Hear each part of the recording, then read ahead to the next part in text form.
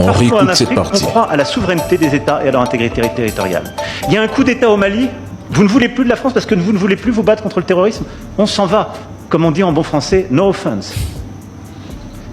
Malheureusement, l'actualité montre que ce n'était sans doute pas la meilleure décision que les putschistes maliens avaient prise pour leur pays. Et en effet, c'est un continent que je ne veux plus que la France regarde d'un côté comme étant un précaré, où les dirigeants d'entreprises auraient en quelque sorte tous les droits ou tous les contrats qui leur seraient garantis parce que c'était l'Afrique francophone, où parfois certains considéraient que la France donnait une forme d'assurance garantie quoi qu'il advienne en étant là à faire ou défaire les gouvernements. C'est fini. Depuis 2017, c'est terminé cette époque. Au Bénin, au Ghana, au Nigeria, on est en train d'inventer une relation de sécurité qui n'existe pas et qui est partenariale. C'est l'Afrique de l'Ouest. Hein. Et ça marche avec... Je préfère mettre un stop. Chaque fois que le président Macron prend la parole, j'observe surtout ses micro-expressions et toute la communication non verbale que son corps dégage. Je n'ai pas envie d'être long ici, mais ce président est très loin de tout ce qu'il raconte. Il digère très mal le départ de la France du Sahel. C'est tellement visible qu'il n'arrive même plus à cacher son agacement lorsqu'il insiste sur le mot putschiste. J'ai vu certains Africains en rire, mais le message qu'il envoie est aussi indirectement celui-ci. Regardez ce qui arrive quand vous choisissez d'autres partenaires que la France. Si vous dénoncez la coopération sécuritaire et faites partie de la France, votre situation ne fera qu'empirer. Il n'est pas malheureux concernant la situation au Mali. On ressent même dans sa posture et sa communication une forme de satisfaction concernant l'attaque terreau du 25. Il reprend rapidement le rôle du sauveur qu'on aurait rejeté alors que la France est partie d'elle-même sans avoir réussi à éradiquer les terreaux, laissant derrière elle, il faut le rappeler, il faut le préciser, une armée vidée de toute sa substance. Et il y a une chose que je ne comprends pas. S'il a réellement un problème avec Vladimir Poutine, alors la guerre en Ukraine est le terrain idéal pour affronter directement les Russes. Il lui suffirait de déployer ses troupes ou d'assumer ouvertement une entrée en guerre de la France, c'est tout. À chaque fois qu'il parle du Mali, il finit toujours par évoquer indirectement la Russie, comme si la présence russe le hantait. Autre point que je trouve contradictoire, sans même développer. La coopération sécuritaire France-Bénin, France-Nigeria a des résultats positifs. Ah bon? Ah bon? Ok. Force à l'AES, on a été force à la partie de l'Afrique. On a bien regardé votre situation, voilà ce qui est bon pour vous, on va vous aider. Et je crois que c'est plus du tout ce dont l'Afrique a besoin et ce qu'elle veut entendre. Le président l'a très bien dit hier, il dit « Nous, on veut plus ça. On n'a pas besoin que vous nous aidiez. » Et ça tombe bien parce que nous, on n'a plus totalement les moyens non plus, si on est lucide. Et en plus, ça crée plein de tensions. On a toujours des polémiques à la maison. Les gens disent vous les aider, puis après, on a déjà tellement de problèmes, etc. Non! L'Afrique, elle est en train de réussir.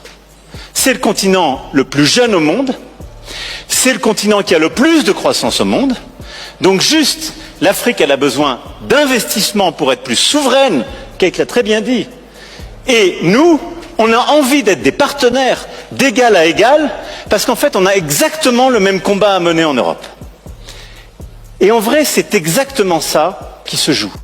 Ce qui se joue ici, c'est le déclin de l'Europe occidentale. Le déclin européen est réel.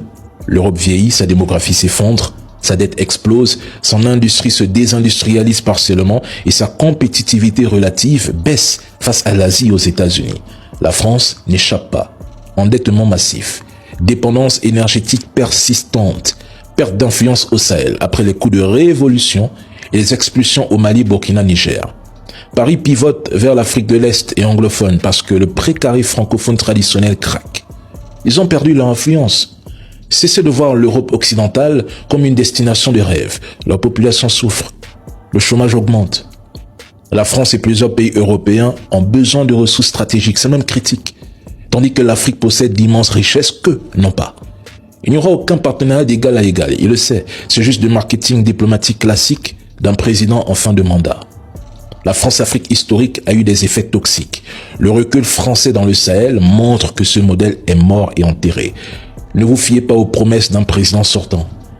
Il ne lui reste plus que 368 jours. La vraie bataille qui se joue aujourd'hui, c'est celle d'un monde multipolaire où l'Afrique peut enfin négocier durement parce qu'elle possède la démographie, les ressources et une nouvelle marge de manœuvre.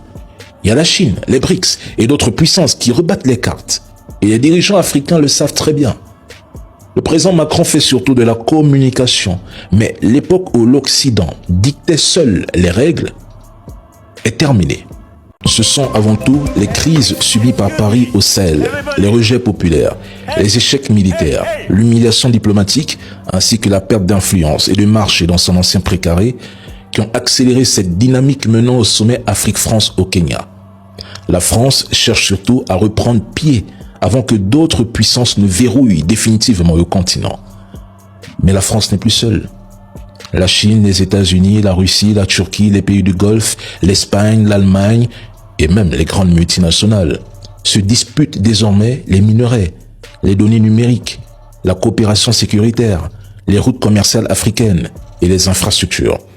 Rappelons que le président William Ruto, avec qui il s'affiche, a annulé un important contrat d'autoroute passé avec un consortium dirigé par le groupe français Vinci.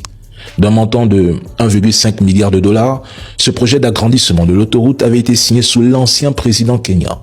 Face à un contrat jugé trop risqué pour l'État kenyan, les autorités actuelles ont décidé de mettre fin à l'accord l'année dernière. Après le paiement de pénalités au consortium français, le projet a été confié à des entreprises chinoises. Il faut comprendre que l'Afrique est devenue le centre d'une guerre silencieuse pour le contrôle des ressources et de l'influence. Le choix du Kenya et de Nairobi n'a rien d'anodin. L'Afrique anglophone devient le nouveau champ de bataille géopolitique des grandes puissances.